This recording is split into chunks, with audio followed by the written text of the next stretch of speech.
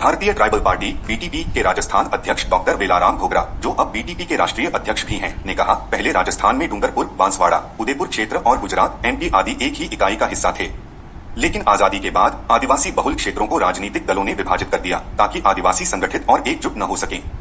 2011 की जनगणना के अनुसार आदिवासी राजस्थान की आबादी का लगभग 14% हिस्सा हैं और मुख्य रूप से वागड़ क्षेत्र में केंद्रित हैं, जिसमें प्रतापगढ़, बांसवाड़ा, डूंगरपुर और उदयपुर जिले के कुछ हिस्से शामिल हैं।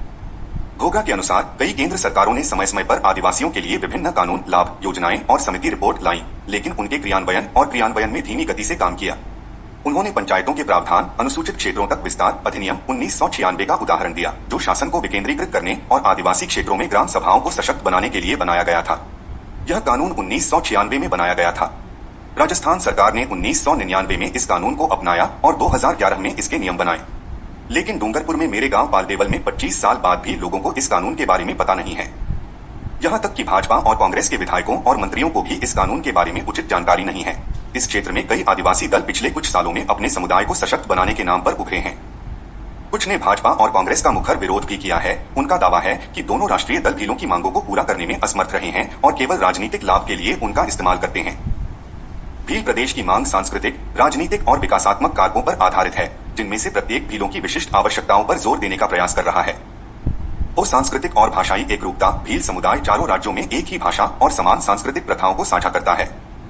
इसलिए यह बहुत मजबूत विश्वास है कि एक नया राज्य फजल अली आयोग द्वारा अनुशंसित नए राज्य निर्माण के लिए भाषाई और सांस्कृतिक विचारों के साथ मिलकर उनकी संस्कृति को अधिक प्रभावी ढंग से संरक्षित और आगे बढ़ाएगा।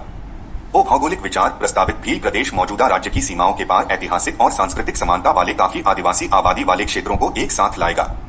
और राजनीतिक हाशिए पर आदिवासियों को लगता है कि मौजूदा राजनीतिक इकाइयों ने आदिवासियों की जरूरतों और आकांक्षाओं पर संतोषजनक प्रतिक्रिया नहीं दी है। अधिक केंद्रित शासन और विकास सुनिश्चित करने के लिए एक अलग राज्य को एक उपाय के रूप में माना जाता है। वो विकासात्मक फोकस अधिवक्ताओं का मानना है कि राज्य का दर्जा अधिक अनुरूप विकास नीतियों, आदिवासी कल्याण के लिए बेहतर संसाधन उपयोग और ऐतिहासिक उपेक्षा को दूर करने की ओर ले जाएगा। पंचायत अनुसूचित क्षेत्रों तक विस्तार अधिनियम 1996 जैसे कानूनों का धीमा कार्यान्वयन स्थानीय शासन की आवश्यकता को उजागर करता है। बीएपी नेताओं ने हिंदू धर्म और राष्ट्रीय स्वयंसेवक संघ (आरएसएस) के प्रभाव के विरोध में एक अलग आदिवासी संस्कृति पर भी जोर दिया है। रोड ने पहले एक साक्षात्कार में द इंडियन एक्सप्रेस को बताया, हमारे अपने पारंपरिक कानून हैं।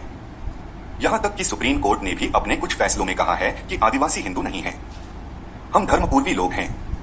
हाल ही में मानगढ़ धाम रैली में भी आदिवासी कार्यकर्ता मेनका दामोर ने कहा कि आदिवासी हिंदू नहीं हैं और उन्होंने आदिवासी महिलाओं से मंगलसूत्र न पहनने और सिंदूर न लगाने को कहा।